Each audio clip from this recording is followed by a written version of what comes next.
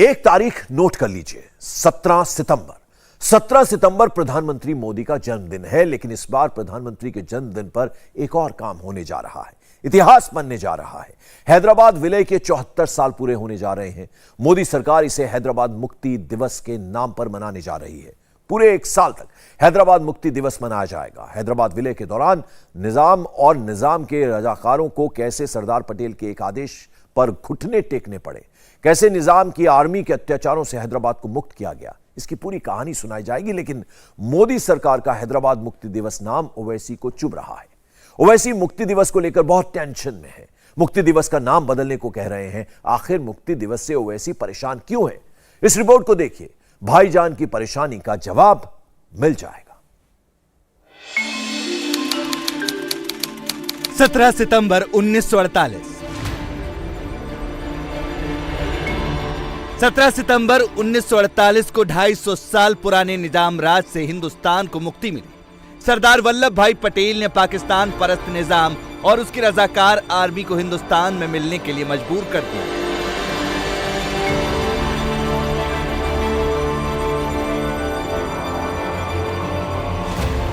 उसी दिन को नरेंद्र मोदी ने मुक्ति दिवस मनाने का फैसला किया है, लेकिन ओवैसी को मोदी के इस फैसले से मिर्च लग गई है। भाईजान कह रहे हैं, हम ये दिन मनाएंगे लेकिन मुक्ति दिवस नहीं मनाएंगे। यकीनन हैदराबाद स्टेट आजाद हुआ कॉलोनियलिज्म से, फेडरलिज्म से, तो इसको सिर्फ लिबरेशन का नाम देना ये गलत होगा, बल्कि इसको कौमी यकजहती का दिन के तौर पर मनाना चाहिए।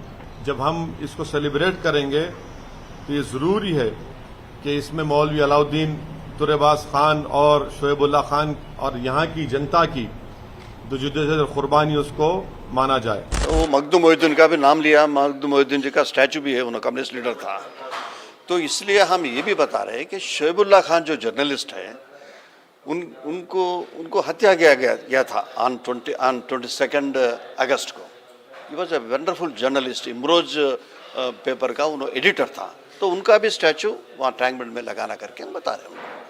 उसमें कोई डिस्प्यूट नहीं है। जो असदुद्दीन ओवैसी क्या बोला, केसर क्या बोला और कोई क्या बोलता, हमको डिस्प्यूट नहीं, क्योंकि हमारा 25 इयर्स का एजिटेशन ये था कि सिर्फ ये रिकॉग्नाइज करना 17 सितंबर को ये लिबरेशन डे करके आप रिकॉग्निशन करो। स्टेट गवर्नमेंट करना और सेंट्रल करना, दो स्टेटमेंट्स किए, महाराष्ट्र और कर्नाटका वो लोग मना रहे हैं, मगर सेंट्रल गवर्नमेंट अब इंटरफेयर होना पड़ा तेलंगाना के लिए। इंटरफेयर को ये भी मान रहे, they are also doing this celebrations. पेंच इसी पर फंस गया है, मुक्ति या एकता दिवस।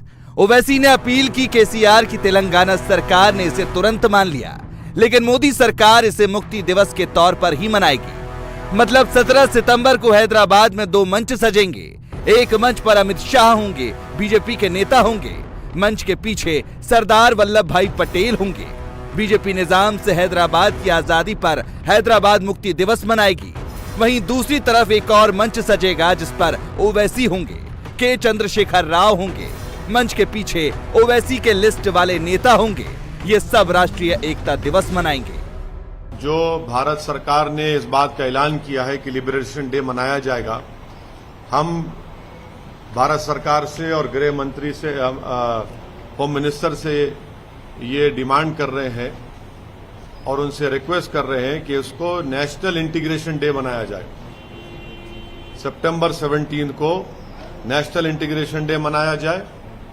और साथ ही साथ हम होम मिनिस्टर को लेटर में बता रहे हैं क्यों नेशनल इंटीग्रेशन डे इसको बनाना चाहिए, क्योंकि इस दिन अंग्रेजों के कॉलोनियलिज्म और निजाम की ऑटोक्रेटिक हुकूमत का उस दिन खात्मा भी हुआ है। तो ये यकीनन हैदराबाद स्टेट आजाद हुआ कॉलोनियलिज्म से, फेडरलिज्म से, तो इसको सिर्फ लिबरेशन का नाम देना ये गलत होगा, बल्कि इसको कौमी यकजहती का दिन के तौर पर मनाना चाहिए।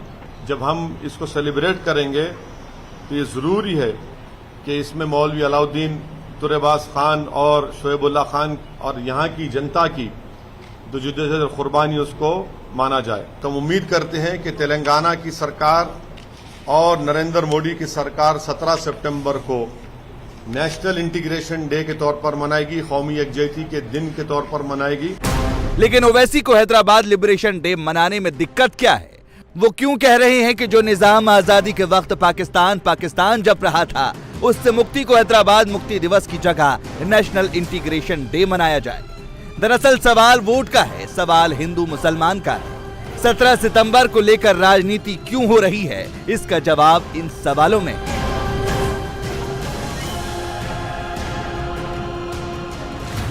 निजाम राज से हैदराबाद को मुक्त कराने की जरूरत क्यों थी? निजामों से हैदराबाद की आजादी में रजाकारों ने क्या किया? निजाम और रजाकार से ओवैसी का रिश्ता क्या है? मुक्ति दिवस और एकता दिवस की सियासत क्या है? बीजेपी अगर इसे हैदराबाद लिबरेशन डे मना रही है तो इसके पीछे की वजह क्या है? उसके पीछे की सीधी वजह है तत्कालीन निजाम का पाकिस्तान प्रेम। यह कैसे संभव था कि चारों तरफ से हिंदुस्तान और बीच में हैदराबाद पाकिस्तान करे?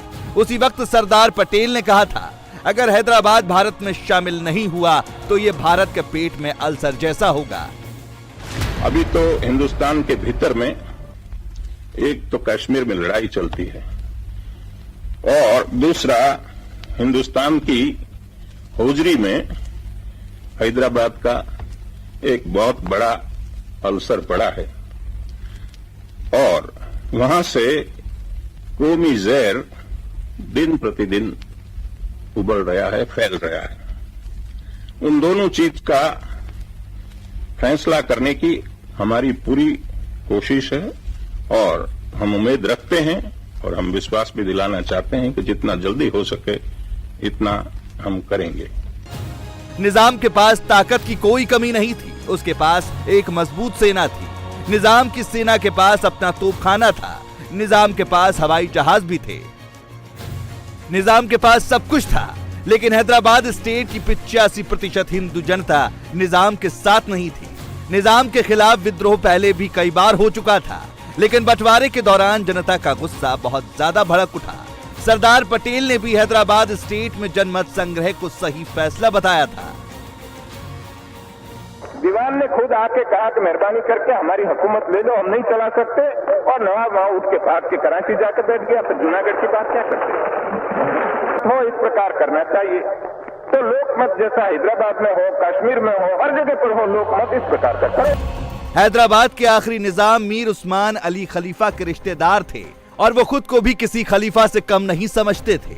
जब भारत और पाकिस्तान का बंटवारा हुआ तब निजाम मीर उस्मान अली ने भारत के साथ विलय का फैसला नहीं किया।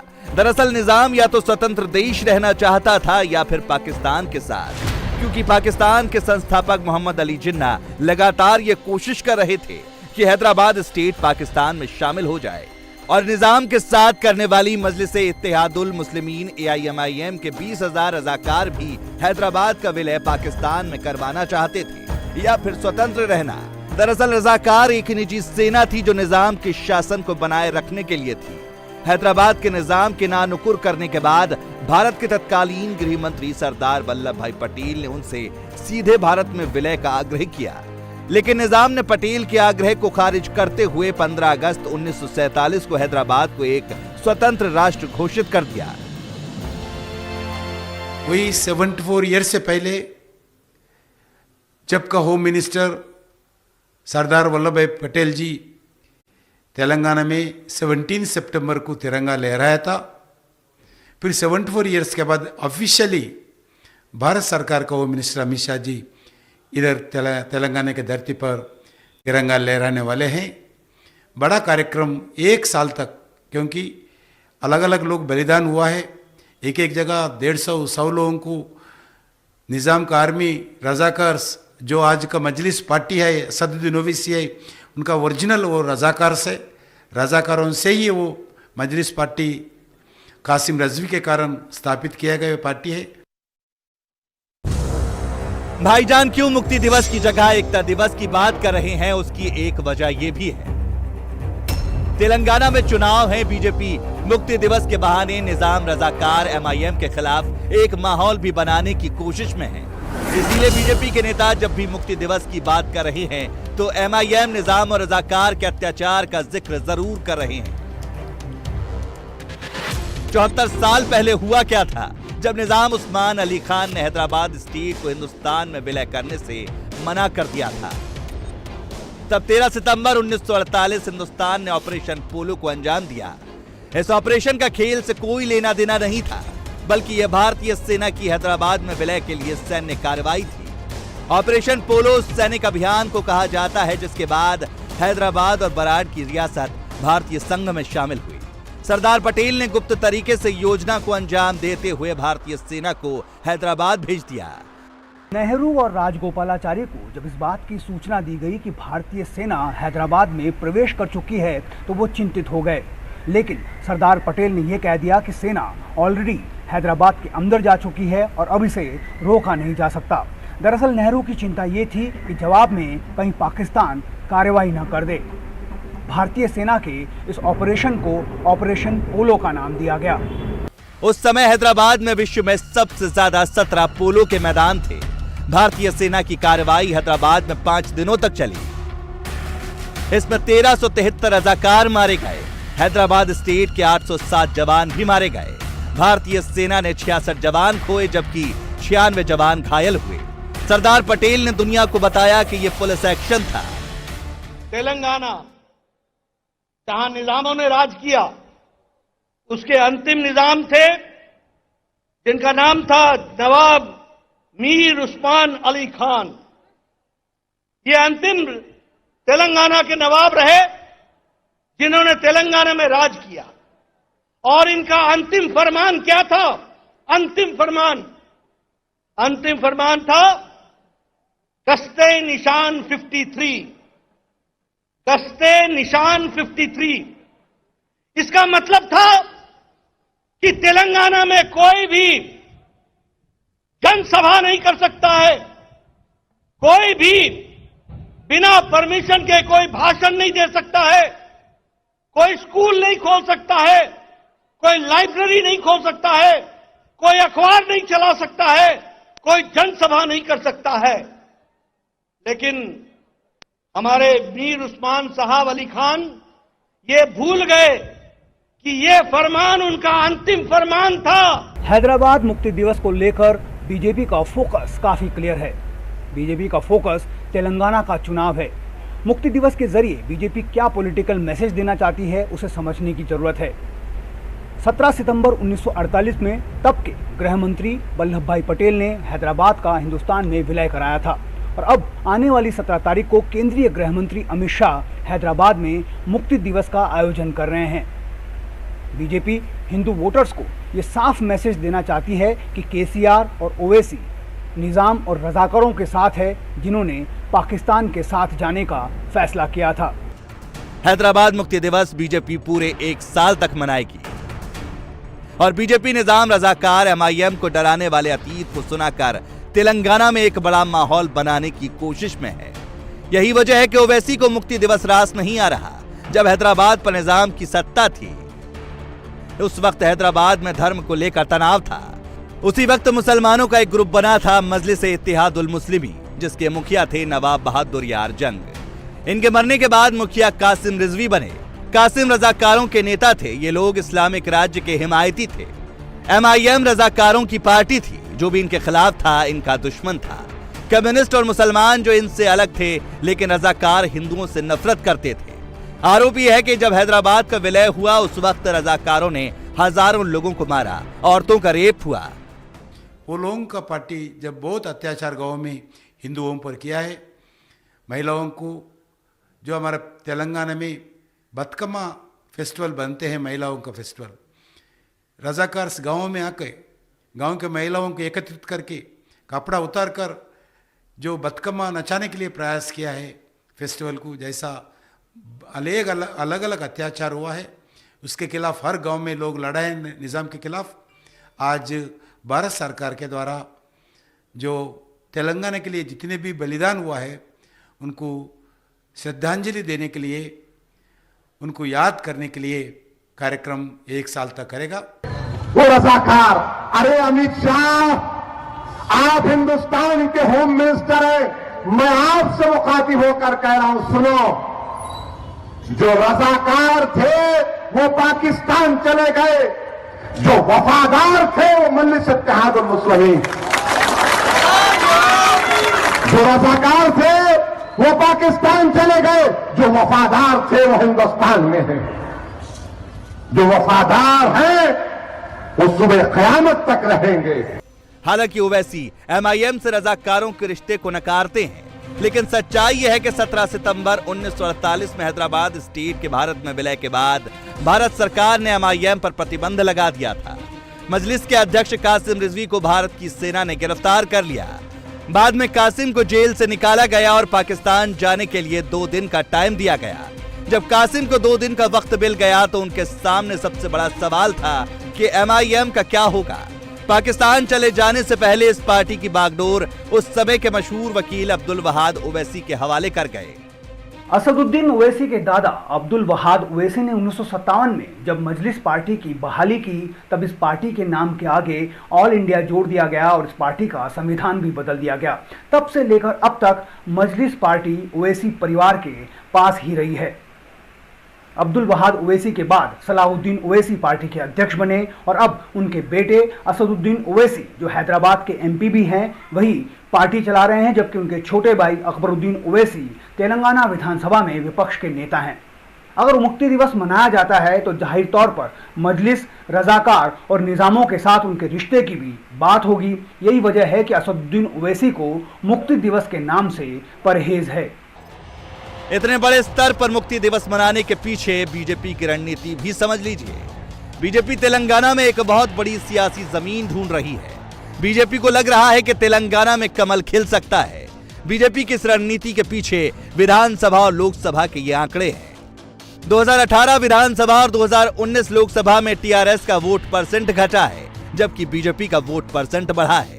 मैं आपको हैदराबाद की जनता को भरोसा दिलाना चाहता हूं कि हम हैदराबाद को नवाब निजाम कल्चर से मुक्त होकर एक मिनी इंडिया बने ऐसा शहर बनाने की दिशा में आगे बढ़ेंगे।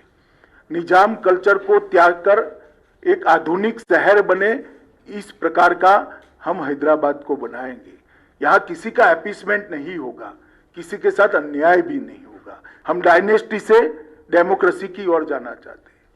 चाहे ओवैसी साहब की पार्टी हो, चाहे TRS की पार्टी हो, हमें तो बहुत सवाल करती हैं, मगर मैं पूछना चाहता हूं कि इतने बड़े तेलंगाना में आपके परिवार के अलावे आपको कोई नहीं मिलता है जी?